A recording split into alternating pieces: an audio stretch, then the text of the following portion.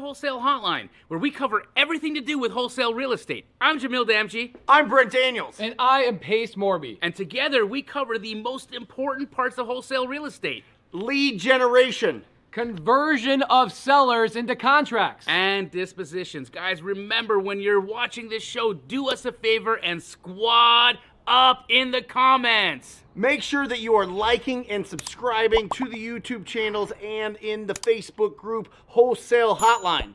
Most important, we want to know we're doing a great job for you and helping you build your business. So go give us a review on iTunes and or Spotify.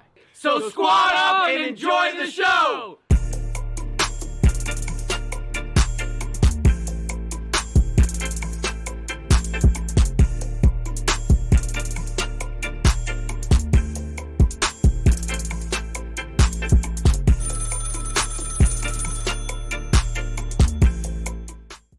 Welcome to Wholesale Hotline number 186.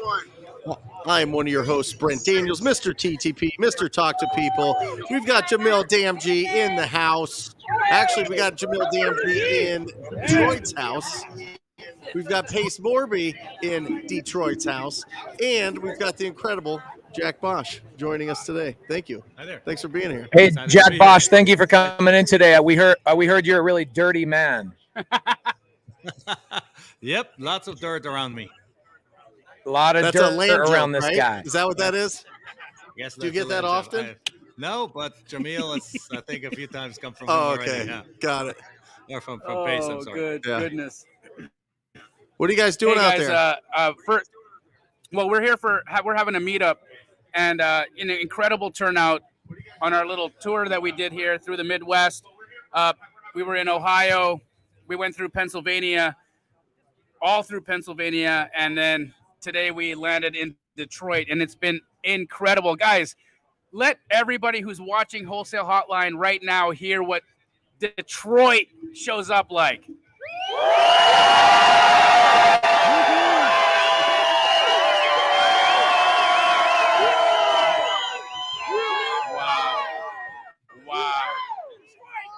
I like that energy.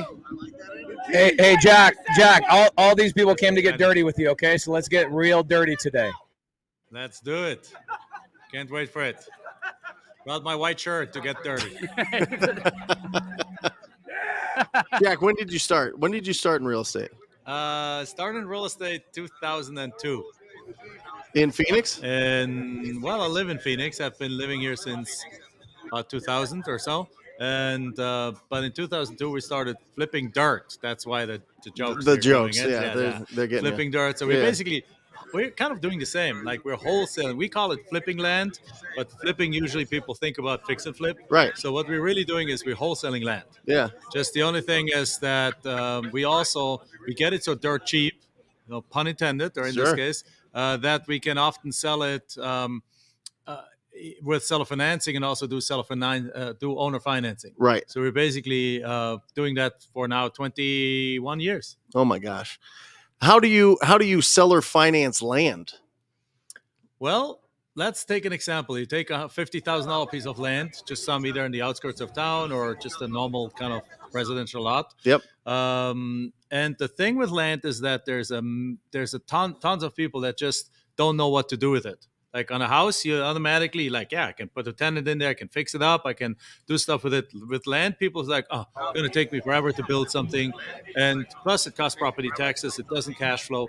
So they're like, you know what, it's paid off. I got it from my parents. I inherited it. I don't want it anymore. So they're giving you way bigger discounts than on houses. Yeah. So it's not uncommon to get a piece of land for 20 cents on the dollar. Oh, yeah. So I've had land just signed over for free. Yeah, and signed over for free. Yeah, exactly. So in other words, let's say you get a $50,000 lot for $8,000. Well, what you can do is you can turn around, and if you offer it with seller financing or owner financing, you actually can ask almost full market value for it. Yep. So let's say you get it where you sell it for $45K, so almost full market value. You can ask for a 20% down payment. So you get $9,000 of down payment, which is more than what you pay for the property, and now you basically would deal without any of your own money, because on top of it you can add like the double closing, like the dry closings, and don't even use your own money to get the deal. You use the buyer's $9,000, pay the title company $1,000, pay the seller $8,000. You just bought the property, and then you just turn around and the buyer now pays you $500 a month, and you've created cash flow, and not even seen the property, not even touched the property, done nothing with the property, and we've done that about 5,000 times. You personally? Yes. Oh my gosh. You guys doing any land deals? Pace and Jamil. Yes. So I do land deals. Brent, I've been involved in entitlement deals. I've been involved in deals where I bought infill land and I went vertical and built on it. But Jack, I really want to get into the interesting part of land, because the expensive land, right? The really popular land that's got good zoning on it, that's infill, that's in the city. I don't necessarily think that's the kind of land that you're focusing on. Is that correct? No, we don't focus on it. Every once in a while, you get a piece like that. There's a great deal. We got a piece here in Phoenix on 40th Street and 40th Avenue and Bethany Home, if you guys know where that is. And we paid $90,000 for it, and we flipped it and sold it for $200,000. That's without touching it, not doing anything to it. That's a little bit of an exception. What we typically focus on is some of these infill lots. You can go after them. The discounts are usually not as extreme as what I just explained. But we also got a lot in South Phoenix, for example, for $5,000, sold it for $64,000. So they do come along, but not as often. Our bread and butter really is in the outskirts of town, what we call, basically called the path of growth. If you're like a few miles, 5, 10, or even if a big metro area, 30, 40 miles outside of town, there's a lot of land. Land is cheaper. And also there's a lot of people willing to give it up for nothing. But most importantly, there's a lot of buyers, because right now with COVID and or after COVID, what COVID really did is it created a need for land or a need for space. People want more space. So lots of people also work from home. We still have about 60 million people in the U.S. working from home. And if they work from home, they can live anywhere. Yep. So now what they want to do, a lot of people don't want to live in a cookie cutter home in the suburbs. They want to live on 5 or 10 acres, 20 miles outside of town, and come to town once a week for grocery shopping, or if they have to come to the office, they can drive into the office. So it's taken our business and incredibly and exploded it over the last few years.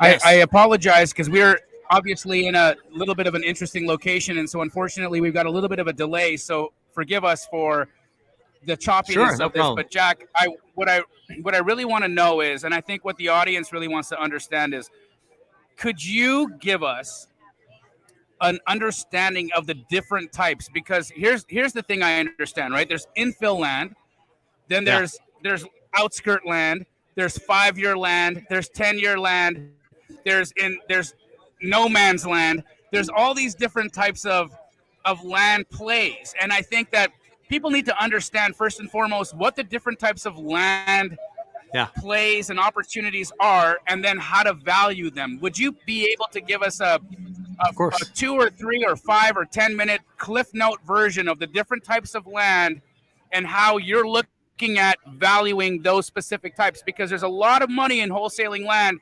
You're the best at it, but I also believe you're the best at valuing it. So could you give us a breakdown on what that looks like, my friend? Absolutely, 100%. So there is, on a very high level, there's 3 kinds of land that we talk about. There's infill lots. There is the path of growth, which usually is 1 to 10 acres, as I mentioned, just outside of the last development. And then depending on city size, about 20, 30-minute drive outside. And then there is recreational land, as we call it. And recreational land is like the middle of nowhere land. But when you hear middle of nowhere land, you think no man's land, exactly. No man's land. I'm originally from Germany, so some of these terms, but no man's land is the better one. So the no man's land, people think it's garbage, but it's actually not. because there's millions of people out there that want to be out there and take the RV out there and enjoy that land. So there's no man's land that is worth 100 grand that you can pick up for 10 and sell for 50, make 40 grand in the deal and have it sold in a matter of 2 days, because the entire RV world out there wants that. Now, how do you value them? That was your question. Well, let's start with the land in the path of growth, the land that's just right outside of the bigger cities. That you typically value the exact same way that you value a house. Typically, there's not just one 5-acre parcel sits there. There's usually, if there's one 5-acre parcel, there's 300 more. And out of those 300 more, probably 50 of them sold in the last 5 years. And probably 10 sold in the last year. So all you need to do is go on Zillow, look up what these properties, what they sold for. Or if you're in a non-disclosure state like Texas and so on, where they don't tell you what the property sold for, you switch around, you look at what they're listed for. Because the people that list them, the realtors know what these properties sold. It's just not reported to the state sometimes. Right. So when a brokerage comes in and lists 10 lots out there, then they list them all for $65,000. Then you know that it's worth usually a little bit less, because land doesn't sell right at asking price. Usually it sells a little bit below. So they're worth $55,000. So it's very simply comps is number one. Number two, in some states, the assessed value helps you also a little bit further. Like, for example, in Florida, assessed value is about 85% of market value in a stable market. That gives you more information. In Arizona, it's 2/3 of market value. Yep. In Arkansas, it's 20% of market value. At least gives you some indication. If you're in Florida looking for land and its assessed value is 40 grand, well, you typically know it's worth not less than 40 grand, and probably like 40 to 50. If on top of that you have some comps that show it sold for $50,000, you're done. You got your value. It's actually pretty quick. Then let's go to the next kind of land, the larger recreational kind of middle of nowhere land, or no man's land as you call it. That one you typically value by the acre, but you go by the same thing. If there's not just one 20-acre or 40-acre parcels, there's hundreds usually around, and Zillow, Redfin, Trulia, all those different places, they tell you what they sold for. And so you just look at comps. And the only problem there sometimes it happens if you have a 20-acre that you want to buy or that's being offered to you, and the only thing that's sold is 80 and 40 and 100 acres, then you got to adjust by the acreage. And one thing to remember in those rural areas is that it's the exact opposite of in the city. In the city, if you assemble land, it becomes exponentially worth more. On the rural areas, if you have more land, it actually becomes worth less per acre. Yes. Because, like, if somebody wants 20 acres, the difference between them owning 20 and 30, it doesn't make any more difference in their life. Like, they want to fence it, they want to put a camper up there, they want to have some fun, they want to do some shooting, some dirt biking. Doesn't matter if they have 20 or 30 acres. Yep. So they're not willing to pay a whole lot more. So in the rural areas, once you see there's some 80s and some 10s, well, you calculate what's the acre prices, and you just if you go up in acreage, you go down by price per acre, and if you go down in acreage, you go up by price per acre just a little bit, and that gives you a ballpark. The nice part about this is that the really cool part about this is, though, that because we are typically we're offering between 5 and 45 cents on the dollar. So that's what our asking price. That's what we offer on the properties. Mm-hmm. If you offer that kind of low discounts on the property, or huge discounts on the property, you don't even have to be 100% correct on the estimate of the value. If you figure out it's worth 50 and you offer 10, and then it turns out it's worth only 35, you can still make money on the deal. And that's, I think, a huge difference to houses. Because if you're off, so Jack, is there a point? You just killed your profit margin. Go ahead, Jack. Is there a point where use case isn't as important, right? Because when you're looking at land on the outskirts where, you're not going to put a multifamily development, you're not going to put a big subdivision, you're not going to build an infill house. Especially when we're looking at wholesaling, we're always looking for the potential gap, right? We're trying to find what could I do with this property? What could I do with this house? What's my potential gap? In land, it's more of an emotional situation, right? Because you're talking to somebody who's like, what would you want to do with this piece of land? What could you do with this piece of land? What is this piece of land worth to you? And I think what's important to understand and really put your finger on here is that because it's got that emotional point to it, Now we're not talking about the world of comps. We're not talking about the world of sale. We're not talking about the world of appraisals. We're talking about the world of what do you want? What could you do with this? And what would your heart want to do with this? Which at the end of the day, if somebody's looking for an acreage or looking for a ranch or something where they could, go out and shoot guns or do whatever the things that you're talking about on, and really have a compound or something that could be really fun for their family, that changes the use case. And so the use case doesn't become the last sale. The use case becomes, what is it worth to you? Right. And 100%, that is 100% true. And at that point is, again, the seller financing and creative financing actually comes into play too, because you can then push that value even higher if you offer affordable terms to the buyers, because most people out there don't. Like, land is sold by sellers to the brokers and the realtors exactly the same way as houses are. They set a price. This land is $100,000, and well, I'm sorry, I don't have $100,000. So, well, we go in there. First of all, we take that same $100,000 property, put it on our contract for 20, and then we go out there. We're asking for 130, and all we're asking for is $25K down, and then we'll stretch the payments out for 25 years if we need to. And people are like, "Oh my God, I can't afford that." Right? So now it becomes, not only is it their dream property, but it's also affordable to them. But in reality, we just built in a $25,000 extra or $30,000 extra profit into the deal by just making it affordable for them to buy, meaning down payment, monthly payments. Love it. I just want to touch base with the audience that just joined in the last, 15, 20 minutes. Jamil and I are in Detroit. Okay. I had somebody in the comments say, wow, Pace is so disrespectful. He's not paying attention. A couple of things, guys. We've got a live audience in front of us of about, 150 people here in Detroit. And you're hungry. So we showed you guys that at the beginning. If you're just joining, don't make assumptions that I'm not being respectful. I'm monitoring the comments. I love you guys. I appreciate you guys. I want to monitor the comments. And Gordon Olson, he says, so does this Midwest also mean a stop in Minneapolis? The reality is we are going to be in Minneapolis, Minnesota tomorrow for our final stop of our extravaganza. We have been in, what cities have we been in? We started off in Columbus, Ohio. We then went to Pennsylvania. In there, we were at, what was our first stop in Pennsylvania? We went to Pittsburgh. Pittsburgh. We went to Penn State. We were in Philly, and now we're here in Detroit. Oh, and we went to DC as well. So it's been a crazy time here, but lot of fun, a lot of opportunity to meet with folks, and really enjoyed it. So everybody, just so you guys know, if you go to whereispace.com, you can see our travel schedule. We will be in Minneapolis, Minnesota tomorrow, but today I would say this is one of the coolest meetups we've ever done. I agree. And I want to just give some love to Gabriella. She is unfreaking believable. This whole entire team that put this together, it is perfect weather, perfect location. We're squeezed right between the Lions Stadium. We're between Tiger Stadium. Tiger Stadium, okay.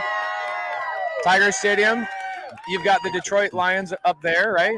We've got Tiger Stadium. What's the other stadium over here, guys? We're at Little Caesars Field.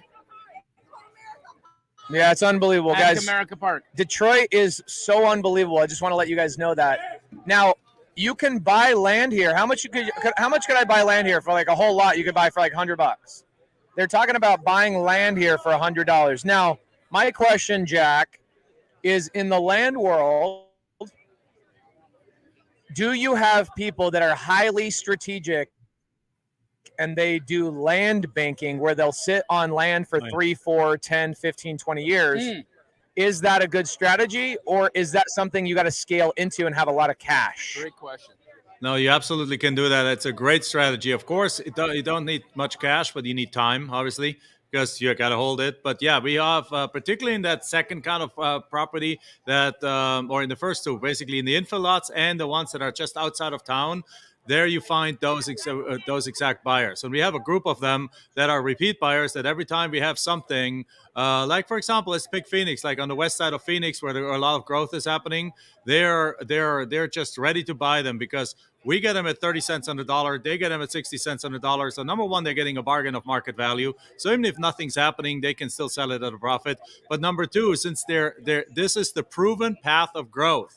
So one of the things we show people is actually how to get a hold of the 30-year development plan for their metro area. There's actually a plan like that. There the you city said already it. knows. You just said it, Jack, and here is the lottery ticket that Jack Bosch is going to talk to us about today, because this man understands something about where development is actually moving and going, and how you can actually think about where they're going to start annexing, where they're going to start changing zoning, where they're going to start making development happen. I have a friend in Phoenix, Arizona, who bought land 40 years ago, and today their family is worth over $100 million because their land became the 10 freeway. Right. Exactly. Imagine And that it became part of the 10 freeway. information. So Go ahead. it's like winning in the lottery. So explain to us, Jack, how can people forecast? But that information is all publicly available in every city in the United States. It's not something that in Phoenix you can find out. Detroit has that. Minnesota, Minneapolis, every city has that available to them. And that is particularly if you have a city that consists out of multiple cities. Like you have Phoenix and Glendale thing, and like every city has, in Scottsdale and all this kind of things together.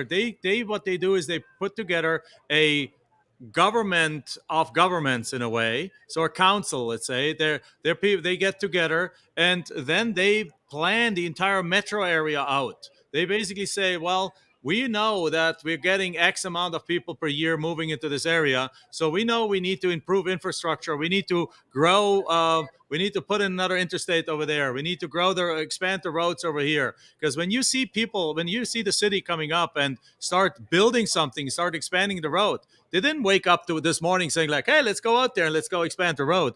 That plan was made 5 years ago, 10 years ago. Yeah, how far out Right. do they forecast? They forecast 30 years ago. 30 years ahead of Is this time. like government officials? Yeah, this is like local county level government. So there's not officials. infighting there with Well, I'm new sure there's regimes infighting, coming but in? eventually they settle on it. I haven't attended none of these meetings, but what they have, and that's the No, I that's mean, the they don't lottery ticket adjust here. it once it's set for 30 years? Well, they do some adjustments, but they generally what they produce and they refresh that and renew that every year is a 30-year regional development plan. Every year.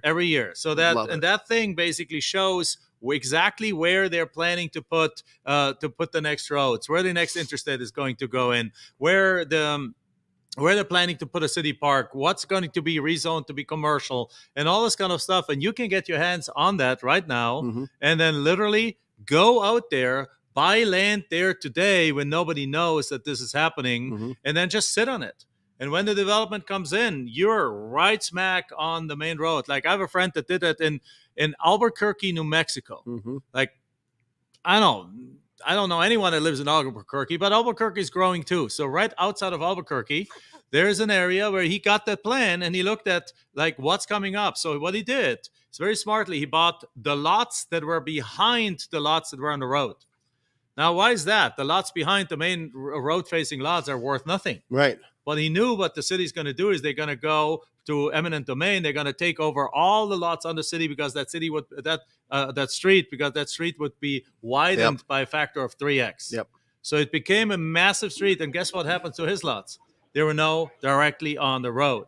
So they went up 10x in value in a matter of about 3 years, and he made millions of dollars just with that strategy. Incredible. And you can do that for short-term strategies. You can go out where the development is got 10, 20 years out and buy there, and then just sit on it.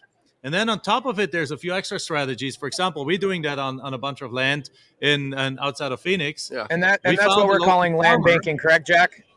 Pardon? That's what we're calling land banking, correct? That's essentially a very passive land banking. Like big land banking Okay. companies, they come in and they do some entitlements and they do some work on it. Mm. I just sit on the land and wait for the development to come around and they do nothing with it.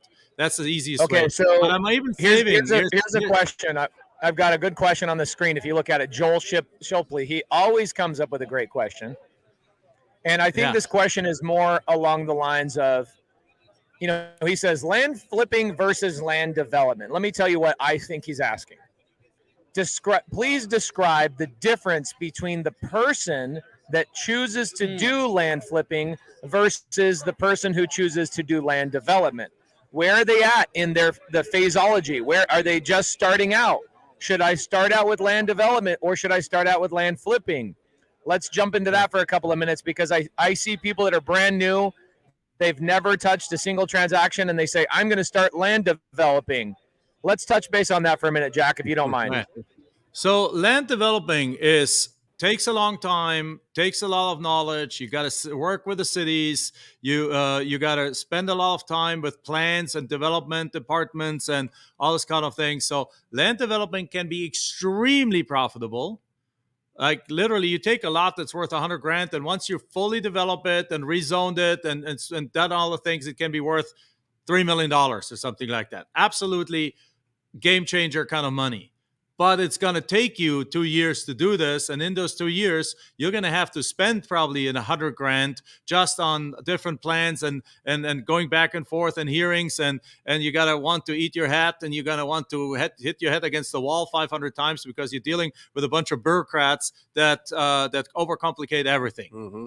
Land flipping, the way we define it, which is really land wholesaling, is you pick up, you find an owner. And we've developed a full strategy for that. You find an owner who absolutely doesn't want this piece of land anymore, often inherited it, or just is getting older. We just put a piece of land on a contract worth $25,000 for $4,500. We're creating the listing today for it. It should probably sell within a matter of 2 weeks. We have a buyer that buys it from us for $15,000, and we'll make a $10,000 profit in a matter of beginning to end 4 to 6 weeks. So now you made $10,000, and you do that as many times as you want. In the very first year when we did that, we did 63 deals, made hundreds of thousands of dollars. Within 18 months, we grew that to $1 million. Can you ring that? Ring that? Yeah. Okay. Harder than that. Okay. Come on. All right. There you go. But that's the difference. 63 deals? Yeah. Year one. Year one. From at home while having full-time jobs. Right. So land flipping, as defined as land wholesaling, is a quick cash strategy that you can do without having much money, without having any real estate experience, because the most beautiful part about land flipping in that sense is there's no house on it. Right. So you don't have to know anything about values and repairs and stuff like that. So it's a great entry strategy. And then as you have money and as you come across some really great development land, mm-hmm. that's when you add land development. And what do you like the best? Do you like, out of those three categories that you gave us, the infill, the path of progress, you call it something else, it's not path of progress, but path of growth. Path of growth, and then the recreational land, what's your bread and butter? 5,000 deals. Last two. Okay. Like both recreational and path of growth, they kind of flow into each other. Once you far enough out, you're no longer in the path of growth. Now you're in the recreational. Because I've taken your course. Yeah. Okay. And it was putting out, and this is 2018. So putting out the letters, sending them out, and these were recreational. Letters, cold calling, texting, either emailing, any of them. All of that works. Yeah. All lead generation, right? Yeah, so you're just reaching out to people that own vacant lots, whatever it is, asking them if they would consider an offer. Exactly. And because we were having people send us their deeds. We had people send us like signed contracts. Yeah. We would just send out contracts. They would send it back, a signed contract. We've never talked to these people before in our lives. My 16-year-old daughter is going through our program right now, and in the first 6 weeks of actually doing it, first she dragged her feet for a while, as 15-year-olds like to do at that time. And now she's gotten 6 deals under contract in a matter of a week. Yeah, she's not talked to a single one of these sellers. Right. Yeah. Right. So it's those, and all of them are in outside of cities, like in the path of growth or in the more recreational areas. And we were doing fantastic. We were getting them easy. Selling them was tough for us. Yeah. So how can we get better at selling land that is that recreational or the path of growth? Right. So we can talk about selling a little bit. Selling is actually not hard at all. what most people do wrong is they don't understand that selling land is a completely different process than selling houses. Sure. In a house, when you sell a house, you're selling a 3-bedroom, 2-bath with a split floor plan, and people want that. They're like, oh, I want my bedrooms of my kids to be on the other side of the house. It's Sure. split floor plan, great. So you sell the features of the house, right? In land, nobody cares about the features of the land. Most people don't buy because it has 3 trees or 17 trees. They buy because it has utilities. That's one feature they're looking for. Sure. But then that they can put up a mobile home or they can build a certain house. But most importantly, it's like, what can I do when I'm on the land? How far is the next lake from here? How far is the next city with a grocery store? How far is the next is there hiking, biking, those kind of things around? Or if it's in the path of growth, it's like, how far am I from the city? So the land really plays a secondary role. What you're selling is the dream of what they can do with the land. So based on that, our listing looks completely different. But then we also don't, you can sell with a realtor, but we often go directly to consumer through social media, to like Facebook Marketplace. Or if you want to go to the MLS, you can go to brokerlessmls.com. Yep. So without even having a realtor. Or you also go, there's websites like landwatch.com. Yeah, we were putting them on there. Yeah, where you can put them on there. And then it's really it becomes more of an engagement kind of thing. People contact you. Like one of our students just told us last week, he put on a property and overnight he got 150 inquiries on the piece of land. Well, in that case, he put it too low. He put it too low, but that's okay. He's still making profits. Sure. But at that point, what you really want to be good at is that communication to the buyer. Sure. In order to reel them in. Yep. And that's easy to learn. We got like scripts and all kinds of stuff that our people learn. Yeah. Awesome. Hey guys. So you're just putting them on Facebook Marketplace, Craigslist, like some of these others. Craigslist, MLS.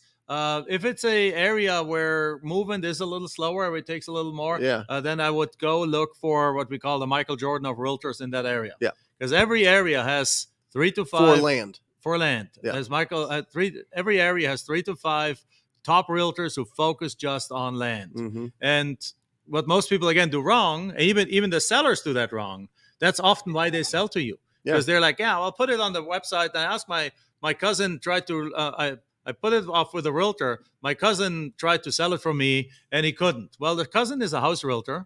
Cousin listed it on the MLS. Cousin put one picture up there, was too lazy to go out there, didn't describe the area, didn't do anything to dream build. As a result, the property didn't sell. Right. We sometimes, actually, one of our strategies that we tell people to do is go on freaking Zillow, find listings that have been sitting there for land listings that have been sitting there for 600 days, and then just go offer them 20% of asking price. Speaking of that, Jack. Yeah, go ahead. Well, sorry, I didn't mean to cut you off, but it's a little tough with the delay here. But I wanted to hit it right when you said it. Lead generation, my brother, and you said you're telling your students to go to Zillow. Would you mind giving us a breakdown on some of the most A, lucrative, or B, hidden areas where people can go look for available land? Like hidden areas, I mean, you basically the areas we go look for land. First of all, you can do this anywhere in the country, so you can be living where you live and do deals. We have done deals in 17 states in over 100 counties all over the U.S. And probably of those 100 counties, I've not been to 90 of them. Sure. Right. So most of the area I've never even been to. So what we usually pick, again, based on the 3 kind of properties, you want to pick an area that is growing. So can you pick up lots in Detroit? Yes, absolutely. Can you pick up in Detroit was really going down? You could pick up entire neighborhoods for $100. They would raise entire neighborhoods down, and you could pick up those lots for $1. We just found out that in the recession of 2008, they were selling Detroit Lions Stadium for $500,000. Yeah, I mean it was crazy. $500,000 for an NFL team's stadium. Yeah, that's crazy. At the same time, so that's how bad Detroit went. Like you could get that. Could you get the land for $-, or like how does that? Well, sometimes you could work? Almost get it for $, like, or you can get it for $0 for $1. But the thing is, some of these areas still haven't recovered.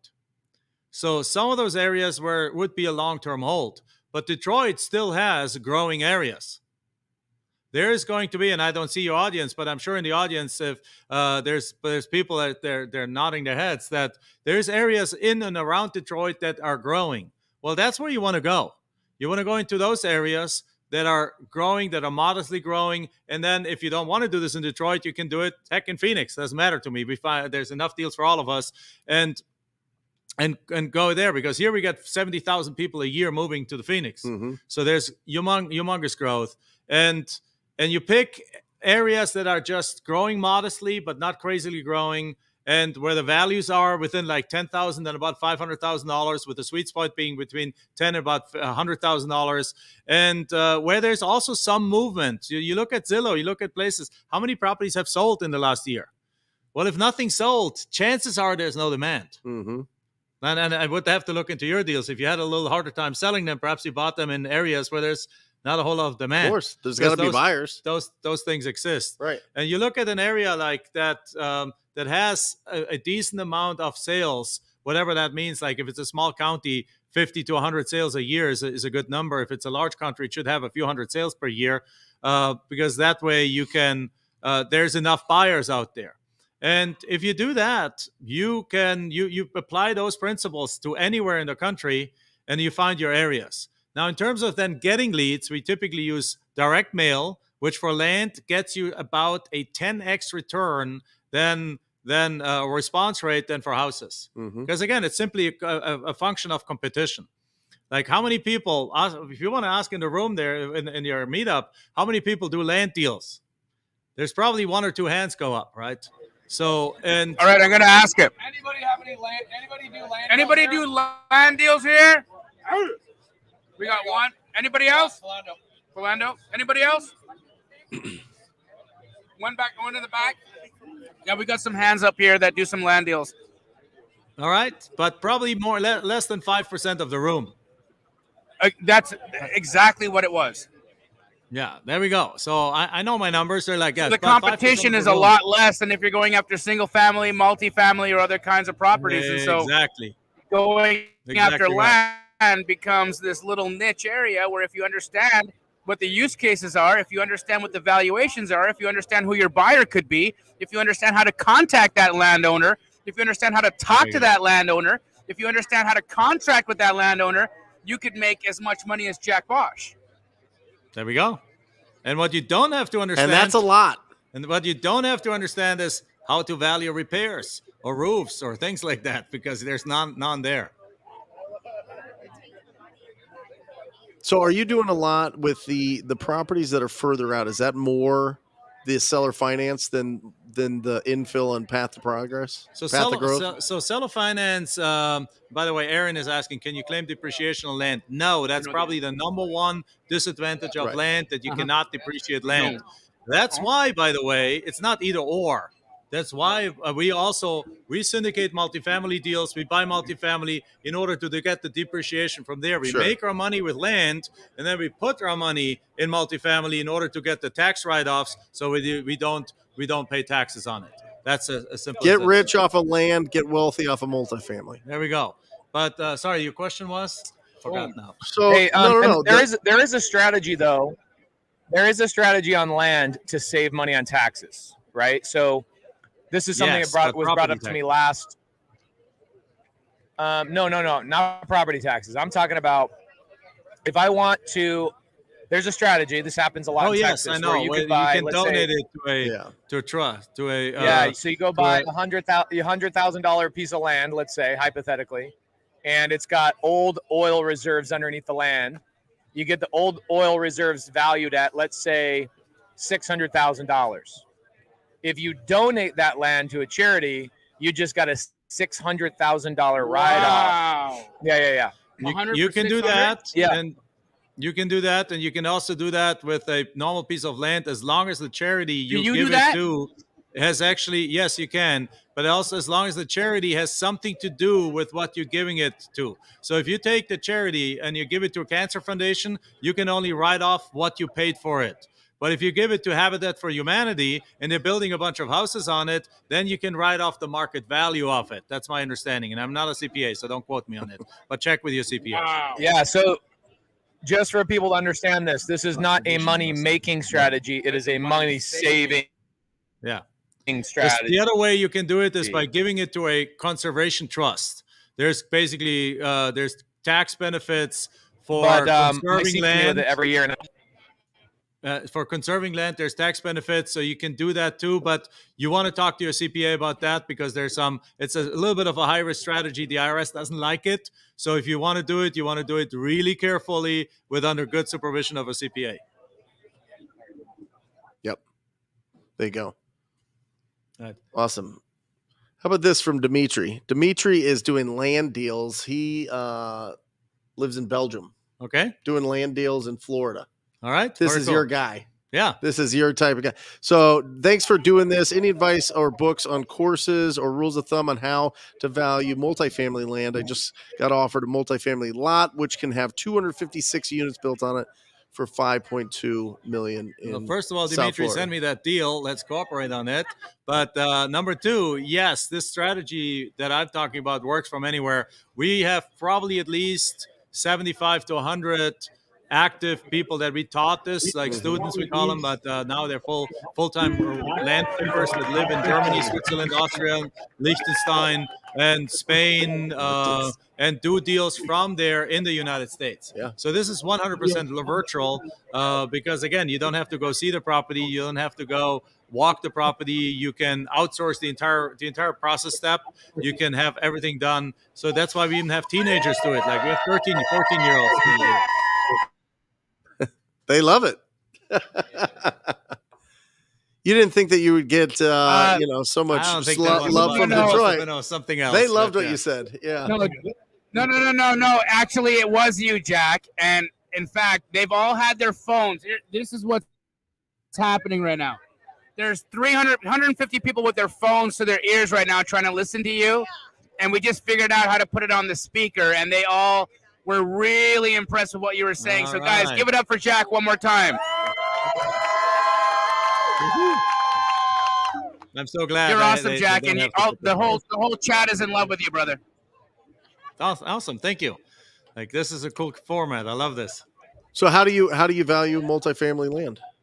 Well, multifamily land and actually and infill land is valued a different way. I mean, that multifamily is just basically valued as a percentage of what the finished product going to look like. Sure. So if you're building in an area with, my understanding is that multifamily land should not be fully entitled, should not be costing more than 20% off the finished product. Yep. So basically, if you're building at something that at the end of the day is worth $400,000 a unit, then you basically you can value the land at up to 80 to perhaps maximum $100,000 a unit. Okay. So if you're building 256 properties on there, that's 256 times let's say 100 grand. That's a lot of money. Mm-hmm. So once that thing is fully done, it could be worth a ton of money. So and then you back into that with your development costs and things like that. But at that point, you probably want to get somebody who's really experienced in the multifamily ground up construction area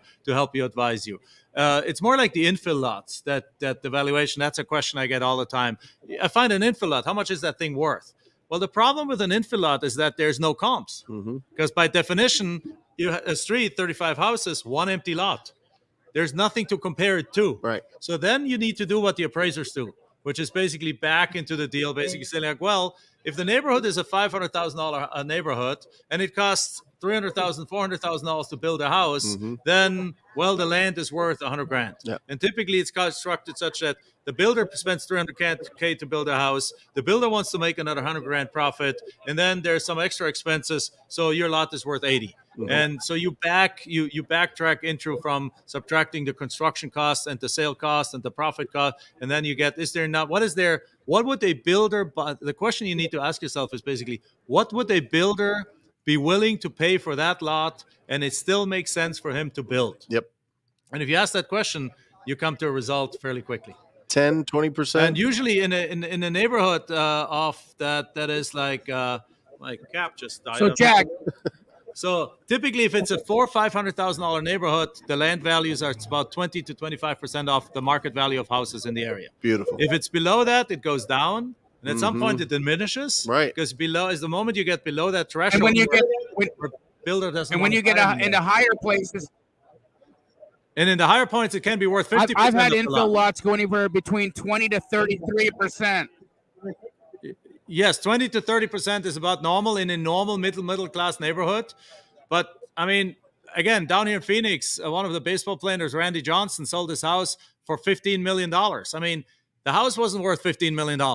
It was a premium triple lot in Paradise Valley where the land was worth $10 million and the house was worth $5 million. So in these extreme price ranges, obviously the numbers change. But in the normal kind of middle class neighborhood, the land is worth about 25% of market value of the house. So if we see that, we want to wholesale that, we need to be under that. Right. So you see a $500,000 neighborhood, the land is worth $100,000, $125,000. If you can get that piece of land for $70,000, you have no problem flipping that to a builder for $90,000 or so. The builder is tickled pink because he gets it for $30,000 under value, and his numbers make sense. And you just go to a local association of builders, and you pull up 4, 5, 6 small builders, and you got that thing sold in a day. Love it. How do we get access to that 30-year plan? Is there like somewhere, is it a planning and zoning department? Is it somewhere online? Each area calls it differently. So the best way to get that 30-year plan is to call the county's planning and zoning division or what's sometimes called development services. Love it. And talk to one of the engineers and ask him, like, I'm looking for that thing, because everyone calls it different. Yeah. So if I give you a name right now, it won't necessarily help you. And how do we find those local buyers? I mean, local builders? You type in the city that the property is closest to, and then you add the words homeowners associate, home builders association. That's it. That's it. And every area has one, and the directory is almost always free to access. You can simply see who is a home builder in that area with address, with phone number. You just pick up the phone and say, like, I got a deal down on XYZ Street. I can sell it to you for $90,000. And they're like, okay, let me drive by. 2 hours later, they call you. I want it. And send you a contract, and you're in business. 2 weeks later, it's closed and done. Is this making sense? Yeah. Awesome. Go ahead, Jamil. We don't hear you anymore. You're muted, Jamil. Sorry. Can you hear me okay? Yep. Now we can, yes. All right. I want to highlight what Jack just said, because what Jack just said was $1 million worth of game. No joke. Go to the local Home Builders Association and find the directory if you want to know who all the boutique builders are in your local. Guys, you have no idea what he just gave you. He just literally dropped a bag of gold in the Wholesale Hotline tonight so that everybody who has been looking at raw dirt, everybody who's been looking at crappy houses that need to get torn down, everybody who's been seeing small little 4-acre lots where a little boutique builder would be able to come in and maybe rezone and then entitle the property so that they could go get a small little townhome development. What Jack just said right now was one of the most important things that you could ever learn about the land game. Go get your hands on the directory of the local Home Builders Association and become friends with them. That is the jewel of the night. And you can even use that. Thank you. You can even use that and turn that entire thing around. Once you talk to them, they tell you where they're looking and what they're willing to pay. And then you go find them some deals that you get for below that price, and you know exactly what your profit's going to be. Cheryl has a question here. How much does the zoning of the land matter? Oh, just here we go. That's okay. And if there are no utilities in the land in a more remote area?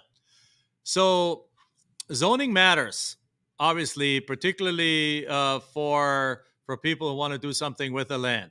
So most land in the outskirts of town are just zoned general, like non-agricultural land. Yep. And so as a result, that kind of land is you you can do almost what you want. You can't put a factory on it, of course, right? That would be a rezone.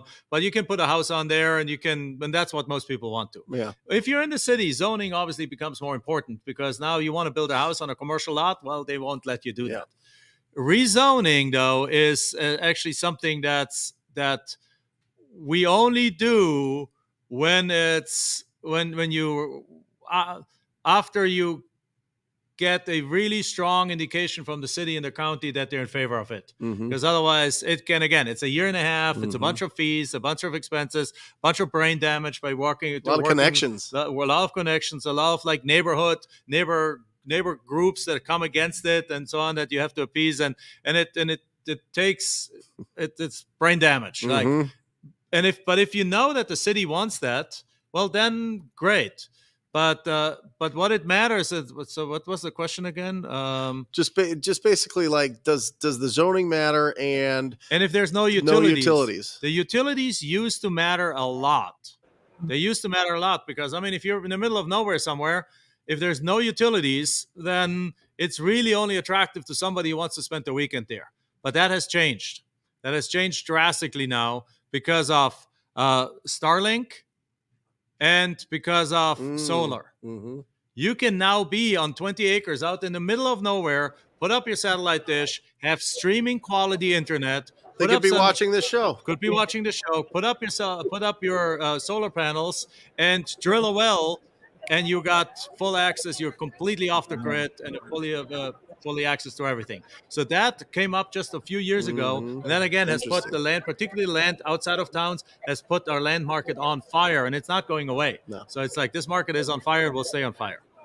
Thanks, Jack. One of the primary tools that we use as wholesalers or people that are in the world of arbitrage is understanding the tool of contingency periods and knowing how much time we have in order to make our moves. Can you explain to us how much inspection time we need for infill land, for 1 year land, for 5 year land, for 10-year land, for no man's land? What kind of contingency and contingency period should people be trying to get into their contract so that they can be able to wholesale this properly without having to take on unnecessary risk? Right. So in our standard contract, we put three provisions in there, and one of them is actually missing in there, which is an important one to be missing. The number one, we put a close of escrow 6 months from now. So we don't buy your land in 7 days or something like that, because our sellers are not in distress. Yeah. Most sellers just owned this property for 40 years and they don't care. They don't want it anymore. And they inherited it and it's free and clear, owns no back taxes or anything like that. So 6 months close of escrow. So that's a minimum. Yeah. You can also put in a year and they probably would just sign it. Yeah. Right? So the second thing is, because we're trying to find the people who are not just motivated sellers, or what we call non-wanters. So people who just don't have an interest in their property anymore. So number one, 6 months. Number two, we allow in our contract, we literally have it written in there, and every one of our students and we ourselves using it says the buyer, meaning us or you, if you do this, has the right to cancel the contract anytime for any reason. So we can always back out of a contract without losing anything. Number three, we put in a marketing clause in there that we can market the property by having it on a contract. But number four is we actually put no earnest money deposit down. It's a myth out there that people say, like, well, how do you have a valid contract if you have no earnest money deposit? Yeah. Don't you need consideration? Yeah. But the thing is consideration, and multiple attorneys told me that, so I'm confident saying that's with a friend of all these people. Because this is the exact opposite of what they tell us at real estate school. Yeah, exactly. In Arizona, you need consideration. They need consideration. But what is consideration? My attorneys, including Arizona real estate attorneys, tell me that consideration is the actual purchase price for the property. It's not what you put down as an earnest money deposit. It's just customary to put an earnest money deposit, but it's not legally required. So as a result, we have a fully legal contract that we can put out the close of escrow, push it out by 6 months, 9 months, 12 months. We can back out anytime for any reason. We have no money in the deal. So we basically we have zero risk in the deal. Now, if we want to do it with development or rezoning, I would put that at 18 months. I Sure. would put that at further months. I would Yeah. build in additional options to extend the contract, unilateral options to extend the contract and things like that, because that stuff can take forever. But if it's just a simple wholesale flip, 6 months is plenty of time to fix a title issue, to track down some missing heirs or something like that, go to probate, or some of the typical closing issues that we come across. Can you imagine doing that on every contract? Can you imagine going through that with like a property owner? With a house? It Yeah. just won't happen. No, it won't happen. It wouldn't happen. But with the land, they don't want to pay the property taxes. They don't want to deal Yeah. with it anymore. It's been on their mind for years and years and years. And they're like, oh, you want it? Yeah, sure. Just talked to a lady last week. That lady that my daughter's property on there, I did my daughter a favor and I called for her. The lady's in her 70s or so. She used to be a stuntman in Hollywood. Awesome. A stunt woman. A stunt woman in Hollywood. Like acting with all these kind of famous people. She bought this property when she was 17. Now she's in her 70s. She's owned this property for 50 plus years. Yeah. And she's like, yeah, but decided I'm never going to move out there. No. And if you can give me $4,000, I'll sell it to you. We gave her $4,500. Yeah. And she's excited about it. Awesome. So it's How did she get that deal? Was it a letter? Did she call her? letter. Did she text we sent her a letter, Yep. and she called back, and then we sent her an offer. And actually, that goes to the other thing. My daughter sent her an offer, and for some reason, the offer never arrived there. So then 2 weeks later, my daughter called her back. Mhm. And again, we're talking about a 15-year-old that just turned 16 now, but that's still when she was 15. She just turned 16 last week. She called her back, and she's like, I wanted to check in on the offer because you said you wanted 4K and we offered you 4,500.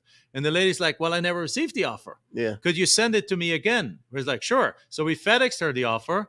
And then she signed it, she sent it back. But in that's about 3 weeks between her calling and making the offer and not receiving the offer. She had not received any other offers Right. from anyone because, again, the lack of competition. There's just not much out there. And is it in the middle? Is it? It's just which one outside is- of Kingman, Arizona. Yeah. It's on a nice road. There's a house next door. It's 2.25 acres. Yeah. It's within 5 minutes she's in town. She's at the Walmart and everything. It's a perfect retirement lot. That again, now where her coach is teaching my daughter how to create a listing. Mhm. Now put it up there. We estimate it's going to be 2-3 weeks, and that thing is sold. But it could take 2 or 3 months. Oh, it could be, but But it once doesn't you're- matter. right? Because You I have mean, a 6-month contract. You can back out for Yeah. any reason. You have the ability to market it, Yeah. and you have no earnest money in it. but it's worth 25K. She and she could go worst case. She could drop it to like 18K and ask for $1,800 in down payment and $300 a month, and within Yeah. 10 months she has all her money back. Yep. Which is a pretty good return on her savings, right? Because she's using her own savings for that. Sure. She can, and she has 100% money back, and then she has $300 a month in cash flow as a 16-year-old. That's all profit. So that's okay. Does 10, 15 deals like that, she makes 60 grand a year Yeah. At 16. at 16. Happy birthday, by the way. What's your daughter's name? Sophia, Sophia. What was her birthday? the 4th. Nice. Thank you. All right. September. Jamil, what's up? Muted again, I think. No, there we go. We hear you now. Sorry, guys. Question for you, Jack. So market cycles, right? We're in this really incredible market right now where we see interest rates spiking. We've got inventory really shrinking. We've got some markets in the United States that are appreciating. We've got some markets in the United States that are depreciating. We've got some markets that are flat. We're literally in a regional house market now. We're not in a national housing market any longer, at least at the moment. How does that affect land? Very little. It does, of course. I mean, in 2009, 8, when the market crashed like crazy, land prices also crashed. However, because we're B2C, we're not selling typically to developers unless you want to go there. You can do that too. But our bread and butter deals are we're selling to an end buyer. The end buyer, the price is lagging in our industry. So when the kind of land we're selling, the price is only when prices in houses went down, we stayed up, and then about a year later, our prices started coming down.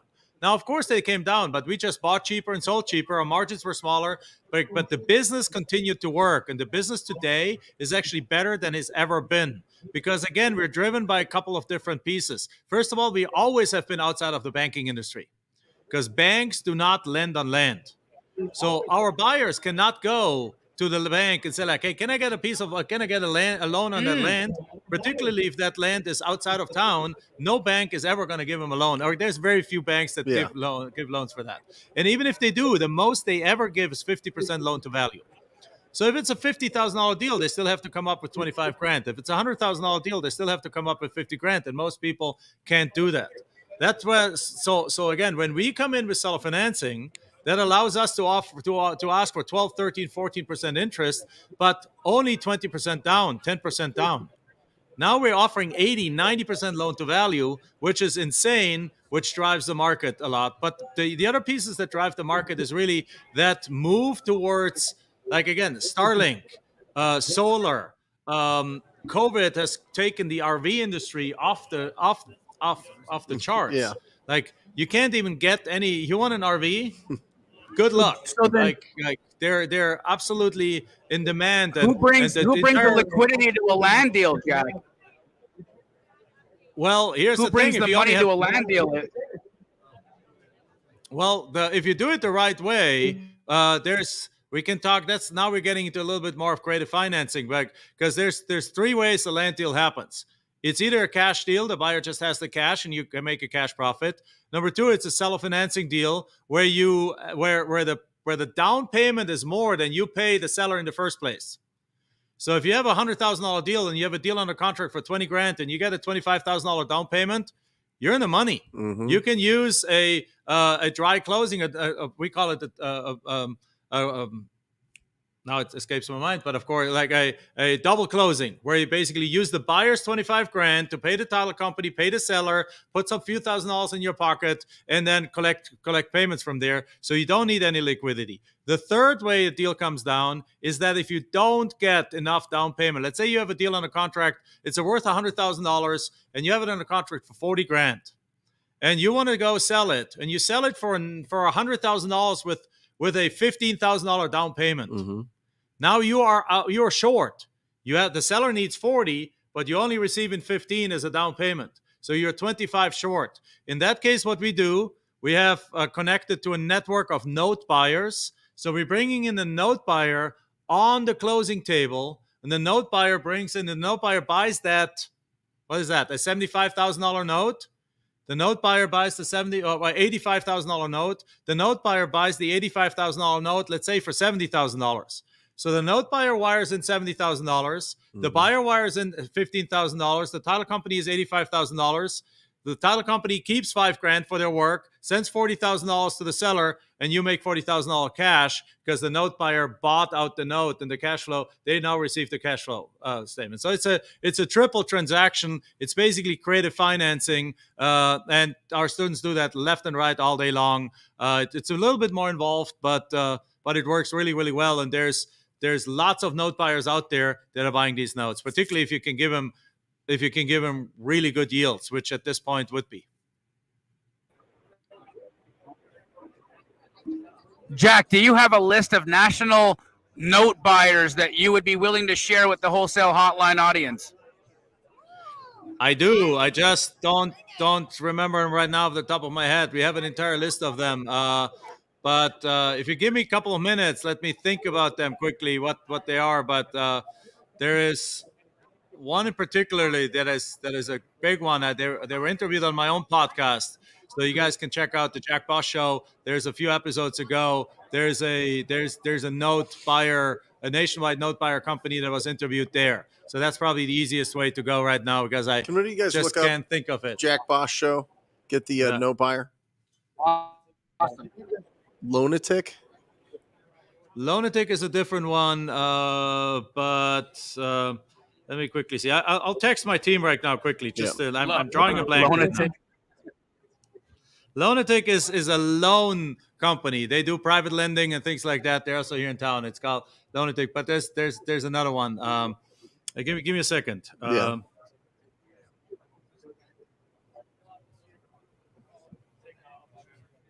Guys, first and foremost, can we get everybody to put a like in the YouTube, whatever YouTube channel you're watching on right now? Go hit the like button. Jack is dropping jewels right now. This is one of the most incredible master classes in land investing and land wholesaling I've ever seen in my life. I've never seen more value dropped in a live situation like this on land investing ever. Thank you so much, Jack, for sharing all this. Guys, make sure that You're you're welcome. giving us a like. And Jack, incredible information so far, brother. By the way, the note buying company is Paper Stack. Paper Stack. Check it out, guys. Paper So Stack. what, they're Awesome. gonna put a note on.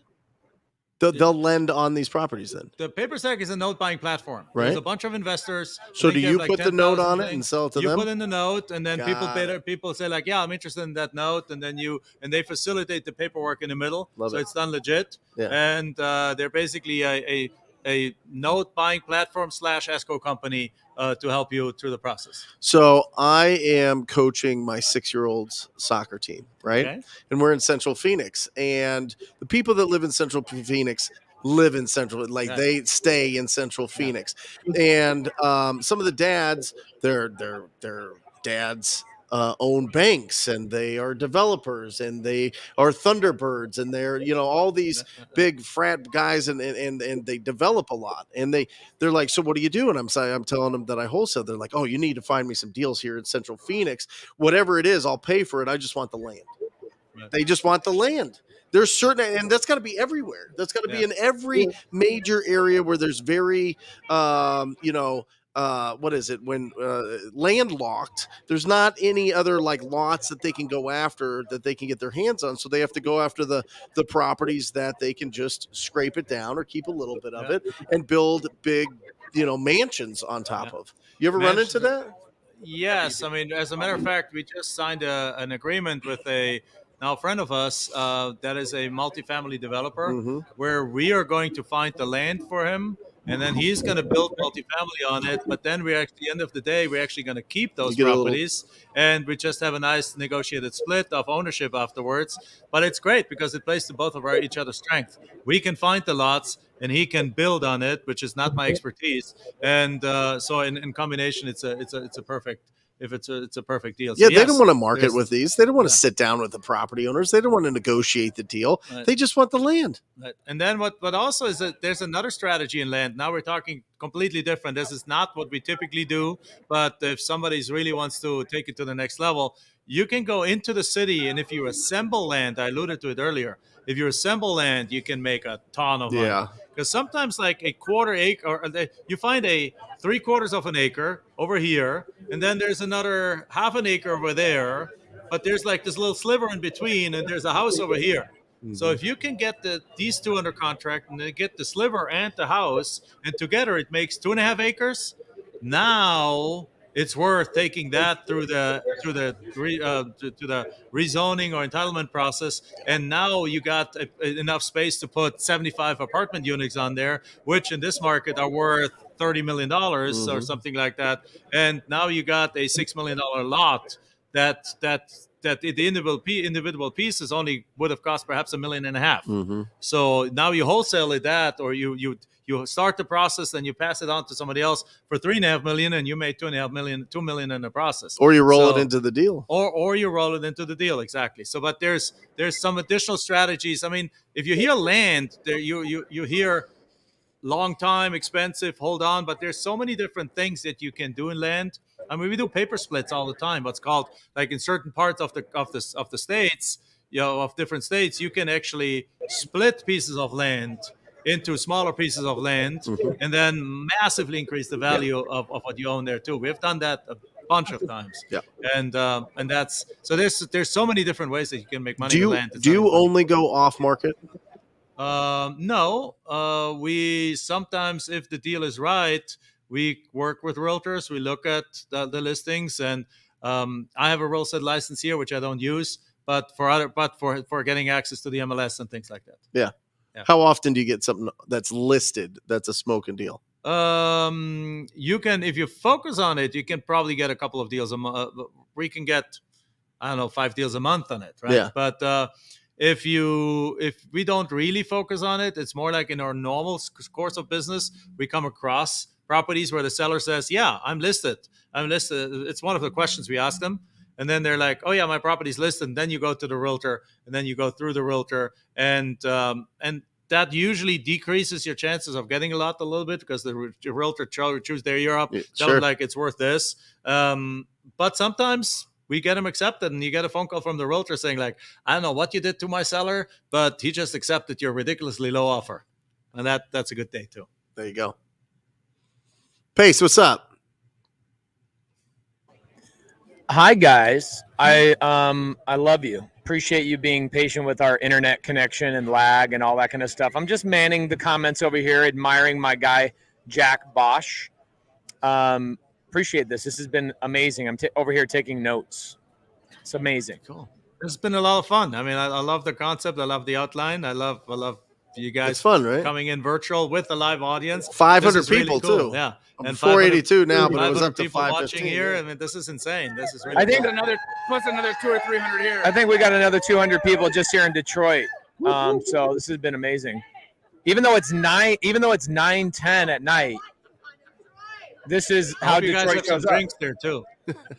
Yeah, a little bit of Diet Coke, bro. We're going All deep right, on the Diet good. Coke. I knew you were wired. I knew you were wired, Face. I knew it. That Diet Super Coke's lit. getting you, bro. I'm That's lit. wild. Jack, this has been amazing. What would you say is the first step for somebody who wants to get started in land wholesaling? What's my first step? Do I partner with somebody? Do I go get an attorney to write all my contracts? Can I use a regular wholesale purchase and sell agreement? What do I need? I mean, I'm sure you can probably use a regular wholesale purchase and sale agreement. Just make sure you don't put an escrow. You remove the escrow deposit, and you put the close of escrow out by 6 months, because you don't need to do it any shorter than that. And you also build in a way that you can back out of the contract, because occasionally you do get properties that have issues, like that. The reasons why they sell them to you so cheap is sometimes that there's 15 errors that nobody can find, and you have a impossible to solve probate situation in front of you, or that it is indeed a situation where the property is completely not buildable, or things like that. So sometimes there is a reason to back out of the deal. So you want to have that right, and you don't want to be forced to buy that property. But I think the other thing, sorry, ahead. not to interrupt, Jack, but I think one thing that people need to understand is land is a little bit of a longer game, right? You were saying that your typical inspection period is 6 months. Your typical close of escrow is 6 months. And so, not to say that it's not going to be on or before, but for the most part, if you're with wholesale, this is one thing that I've learned a lot being a coach in this space. Somebody will come in and say, listen, I got to make money, and I got to make money fast. Yeah. Land might not be the vertical for you to do that, or is it? It is. Actually, thank you for bringing this up. That was a misunderstanding. I want to make sure everyone hears me really loud and clear on that. The reason we give ourselves 6 months on that contract is not because it takes 6 months to sell the property. Like that, a typically well-advertised property sells anywhere between a matter of 2 days and about 6 weeks. That's about the estimate. Okay. Usually, like if it's a great deal in a great area, the great price, you get 150, 200 You're people. You're just able to get much longer inspection periods on land than you would ever get on a house. So you can go into a land deal and say, hey guys, I need 6 months for my inspection period and my close of escrow, but you can do on or before. Yes, and so it's always on or before. And so if you can find and remove all of your contingencies and close on or before, you can get a deal done in a couple of weeks. Jack, would you tell me what's the fastest land deal you've ever done? And then second question, what's the biggest land deal you've ever done? Okay, so the fastest one was probably the same day. So we got in our contract. We basically put something up there, and the neighbor, we love selling to the neighbors because like you think that the people in the area and the neighbors immediately reached out, and that was a property was close by. So we went there, put up for sale by owner sign. The neighbor comes over, offers us money right there on the spot, and close of escrow then was 2 weeks later. So it did take 2 weeks just for the paperwork to close. But the property sold in 1 day, sold the same day, which is not unusual. The reason again why, and the biggest land deal, again, since we're playing in that kind of like $10,000 to a few $100,000 range. Typically, it's we have done a few $150,000 deals, quite a bunch of them, but that's about it. So I want to say that my biggest wholesale deal ever was land. Mm-hmm. And the biggest wholesale profit I ever made was $276,000, and it was on 4 acres in Chandler. And listen, I've never had a house that could make me that kind of a wholesale fee ever. That's right. Ever. Land was the only place that I could make over $250,000 on one transaction. Yeah. What is the biggest wholesale fee you've ever heard of, Jack? I mean, you're saying $100,000. One of our coaches in our company. One of our coaches in our company is doing a $1.3 million wholesale deal right now. That's a development deal. That's in California. Ring the bell. There we go.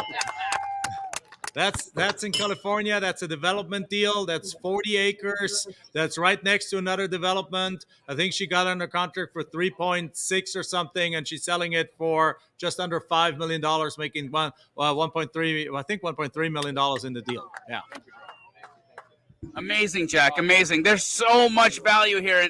And in all honesty, I think the reason why land has become one of these misunderstood or even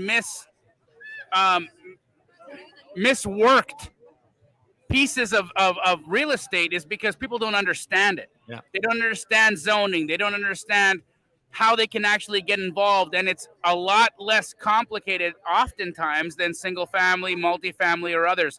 But I want to ask you one question, because right now I think there's an elephant in the room with a specific type of real estate that I don't necessarily think fits into what we're talking about here, and that's commercial. Because I get a lot of people who message me and reach out to me and say, Jamil, I got this commercial land. I got this land that's zoned for office space, or I got this land that's zoned for this specific type of industrial complex.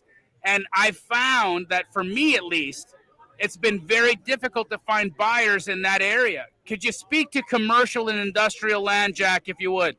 Yes, you're right. I mean, again, that's not necessarily our bread and butter, but when we or one of our students come across a industrial property, again, it's a matter of price. If you get it cheap enough, you can always renegotiate, by the way, too, because you can always back out of a contract. And by the way, even that $1.3 million deal did not take 6 months. I think it took 2.5 months to get that deal closed. So the reason why we have 6 months is more like for title issues and stuff like that. Or sometimes it happens that, like, it happens a bunch of times. Like my daughter, for example. Again, let's bring her up one more time. She got 6 deals on a contract. She has high school. She has piano. She has rock climbing. She has all this social stuff. She doesn't have time to put these properties up there. These properties, some of them have been sitting on there already, and she hasn't created the listing yet. So it takes sometimes time to even put it on the market. So that's why 6 months is a good time. But back to the point that you were just making, which I forgot right now again, which was Commercial, industrial. And like what you think of commercial land and industrial land. Yeah, first of all, you got to make sure, because it's more difficult to sell, you offer less. And then what I immediately do with those every single one of them that we sold to a realtor. You go find the best commercial realtors, because what's different about commercial realtors than residential realtors is that commercial realtors have tons of repeat buyers. Yeah. They go work with the same people again and again and again and again. So they have a Rolodex of somebody says, "Oh, I can sell this at this price anytime," and their buyers are deep-pocketed, sophisticated buyers. They're like, "Okay, I can get it for that price. I'll buy it," and that usually leads to the fastest success. So, Jack, direct to agent is a great way to sell your land deal. Is direct to agent a great way to get your land deal? Typically no, because agents have no idea what we do. They're trained differently. I love my agents that I know, but agents thinks that wholesaling is illegal. Mm-hmm. Right? Right. I built a nationally franchised wholesale operation going direct to agent for single family, but I can explain it to agents, which makes it easier. But land is very different, right? Land is extremely different from single family. And so are you saying that the agents that are involved in land acquisitions, the listing agents for land, are they as dumb as you think they are? Yes. Sorry. Yes, Jamil. Yeah, I think they are. I mean, I mean, here's the thing. No, they're not. But the thing is, we want to pick up these properties at 30, 40 cents on the dollar. And to them, that's so offensive that they don't even consider us. They don't even look at it. They're like, no, I can't ever go to my seller and produce this. It's like, legally, you have to. And what actually, as a matter of fact, because they have they put up such a resistance, what we always do, when we make an offer on a lot that the realtor is listing, we are actually also sending it to the owner. We're sending a copy to both because there's a high chance that the realtor will just trash it, not even show it to the owner. And we've gotten a bunch of deals accepted that way where the owner says, I got the offer. Yeah, we just mail it to the owner. It's not illegal. Well, it's interesting, right? Because agents we send it to both. Right. And we tell the realtor, by the way, a copy is going to the owner. And then you better believe the owner then presents it, that the realtor really presents it. Yeah. And in that case, sometimes we get deals. Just like seller finance. Well, agents don't realize who determines value. Right. It's the buyer. Exactly. Every time. Every time it's the buyer. Understand that for any kind of deals, guys. It's not the market. It's not the government. It's not the agent. It's not appraisals. It's not banks. It's a ready, willing, and able buyer determines the value. So just make sure that you understand the power that you hold there being the buyer on these deals. Jack, have you ever thought about changing your name to Jack Boss? Oh, that'd be cool. Well, both last names have a problem. One of them is a well-known, Bosch is a well-known appliance company and power tool company, and the other one is a well-known clothing company. So whichever one, I'm going to compete with them, and so I have to find something that's not taken yet. And it's not dirt, Jamil. It's not dirt. Dirty. It's not Dirty Jack. No, it's Dirty Jack. Hey, Jack, here's a good question for you, brother. How easy is it to split large rural lots into smaller lots? Very easy. Very easy. Like, I mean, there's state-specific rules for that, but quite a few states have a concept that's called paper split, where the paper split, for as long as you can split it such that each lot gets a new unique legal description, you actually don't even have to send a surveyor out there. You don't have to put no pins in the ground or anything like that. You just file an application fee, send it into to the county. Takes 4 to 6 weeks. They approve it, and you just taken a 40-acre lot and split it into five 4-acre lots. And now the nice part, as I mentioned earlier, in the rural areas, the smaller the acreage, the higher the price per acre. So, for example, one thing we do quite a few times, and we love doing that, is taking 40 acre that's on 2 roads. So if I show this here, there's 2 roads, because you never want to split land such that it ends up being landlocked. Mm-hmm. That's just unethical. That's just bad. That's just screwing the next guy. Yep. So you want to split it along 2 roads. So if you have a lot, there's a road here and a road there, and it's 40 acres there. What we often do is we take it and split it into a 20-acre parcel, and then the bottom 20 acres we split into 4 5s. And then what we do is we sell, because now the 20 acres is worth almost as much as the 40. We take the 20 and sell it for almost as much as the 40, and then we take the little ones and sell them with seller financing because it's pure profit. Mm-hmm. Guys, I don't think you understand what Jack just gave you. He just gave you guys a formula, first and foremost, on how to ethically wholesale land that's on a larger parcel that's landlocked, that has the somewhat of a split. So what Jack's saying to you guys is that you need to look at these things in terms of what's your buyer thinking. What does your buyer want? What's the highest and best use for your buyer? So look, if I can sell 20 acres on the top, fine. I'm going to sell that 20 acres. I'm going to split it. I'm going to sell the 20 acres on the top. Then I'm going to take the 20 acres on the bottom, and then I'm going to split those up into different use cases. And what he's saying is the dollar per acre is much higher, just like houses. Just like houses, when you got a smaller house, the dollar per square foot is much higher on a house. Just like land, the dollar per acre is going to be much, much higher on smaller acreages, but that's the way that you get maximum dollar value without having to actually jam up your buyer. Is that what you're saying, Jack? Absolutely, 100%. And you create cash flow without money in the deals, because let's say you pick up a 40-acre parcel for 10 grand. And then you split it up into 20 and then 4 parcels of 5 acres. You take the top 20 and sell that for $25,000. You already have $15,000 cash in your pocket. You're already ahead of the game. You have $15,000 cash profit in your pocket, and you still own 4 lots of 5 acres each. Now, every dollar you sell those things for is extra profit. And if you can take those and sell them for $10,000 a piece with $1,000 down and $300 a month, you gotten another $4,000 in as down payment, and you made now you're getting $1,200 a month in pure cash flow without any tenants, toilets, and termites, without any repairs or anything, because you're just a lender on the land, and it just comes in for the next 7 to 10 years, and you basically created an extra $70,000 or whatever now, $300, $3,600 times whatever, you name it, whatever it is, another $100,000 almost in profits just from the cash flow. Jack, I just want to say thank you for giving us a lot of dirty details today. Thank you so much. Also, Teresa Wilson asked, Jack, can you share the best way to pull a list? Should we check with zoning for each city we pull a list to avoid variance, or does this matter? Thank you so much. I think you are also the agent boss. Okay, thank you very much. I don't know if she said the bottom part of it, or you made that up. I thought he was going to hit you with another dirty one. I just made that up because we love you. Okay, well, I love you too, man. So, bunch of years ago, you had to go to the county and ask them for an extract of their database, and that was a nightmare. Today, you can very simply go to CoreLogic, Data Tree, you name it. But most of the big data softwares, data subscribers, data companies that you're probably all familiar with, you can go and just simply download, simply buy the data from them. Either get a subscription or pay by record. Are you looking for tax defaults, or are you looking for any land? So that's the first thing. First of all, they did not even have land information until 5 to 10 years ago. Yeah. You had to literally go to the county to get the data. Oh, I know. Now, we started with tax defaulted land. The way we even came across this is by trying to buy some tax liens and bidding at tax deeds.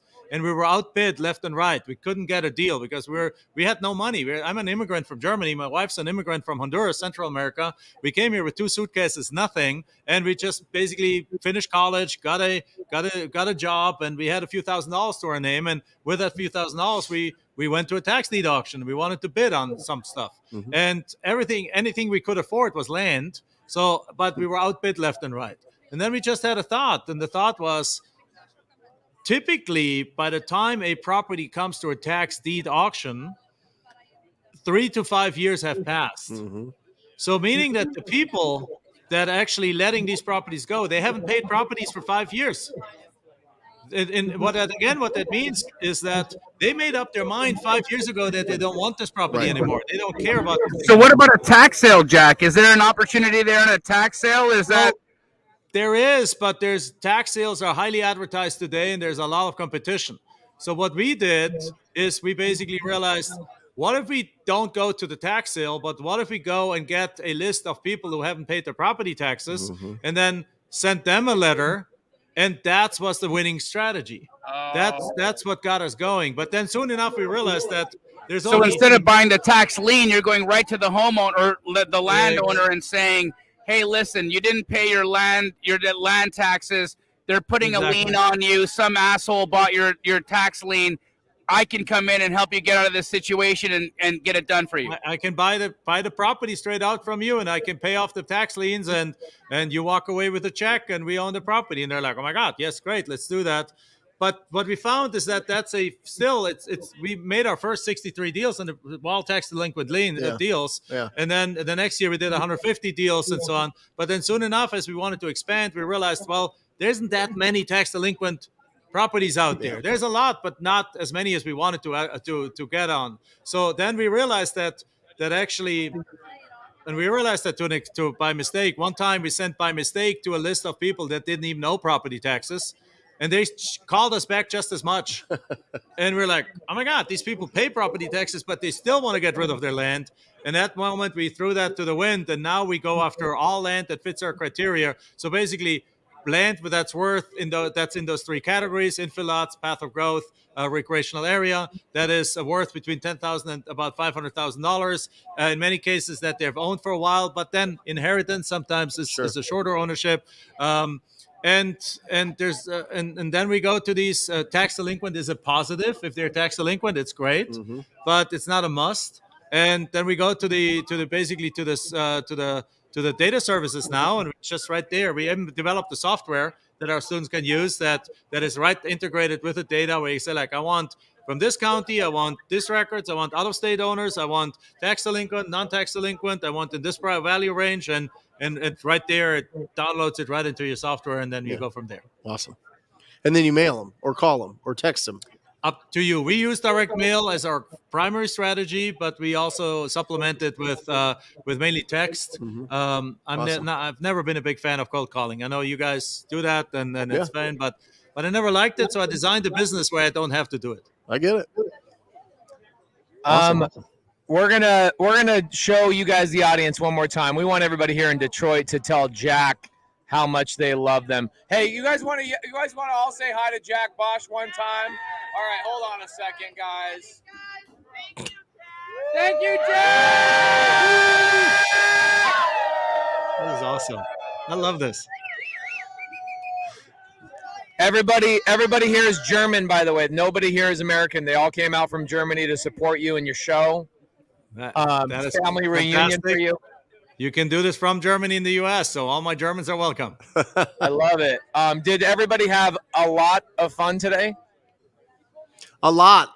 Lots and lots. Lots and lots and lots of dirty fun. All the lots. All the lots. That's exactly what we were talking about. Lots and lots and lots. Jack, I just wanted to say one thing to you, brother. Listen, man, you're not only a pioneer in the industry, but many, many people have changed their entire financial destinies because they've been able to work with you, learn from you, and actually make money from strategies that you've been teaching. So before tonight ends, would you do us all a favor and let everybody know how they can work with you, how they can find you, what your social media is, and what's the best way to know Jack Bosch? All right. Well, thank you very much. I appreciate it. Likewise to you guys. You guys are changing lots and lots of lives. So the way you can get a hold of me is very simple. In social media, it's pretty much Jack Bosch. Now, Bosch is spelled like the power tools or the washers and dryers, like B-O-S-C-H. But there's a C in the middle, right? So B-O-S-C-H. You go on Instagram, you go on Facebook, you go on TikTok. I'm all over the place. I also have a podcast, and the podcast is very simply the Jack Bosch Show. Jack, Paige just said there's a new title for your podcast. It's called Get Dirty. I like that. I like Get Dirty. And then we actually, if anyone is interested, you can we're actually having a live event coming up, but it's in Tampa, Florida on September 29th to October 1st. You can go to landflippinglive.com if you want to come out there. There's still a few tickets available, landflippinglive.com. And other than that, I mean, just follow me on social media, subscribe to my podcast, and there's lots of abilities with the bio and things to connect with us. Awesome. Amazing. Thank you, guys. Jamil, Pace, thank you for joining us from Detroit. Thank you for everybody in Detroit for paying attention and really learning from Jack tonight. And that's it. We're out of here. We love you guys. We'll see you next week. See ya. Or just say squat up. So squat up and enjoy the show. Yeah. Yeah. Okay. 1, 2, 3. So squat up and enjoy the show. What are you doing? I didn't say that thing. Why? I don't know. Okay. So squat up and enjoy the show. Cool. I think we should use the one where Jamil doesn't say anything.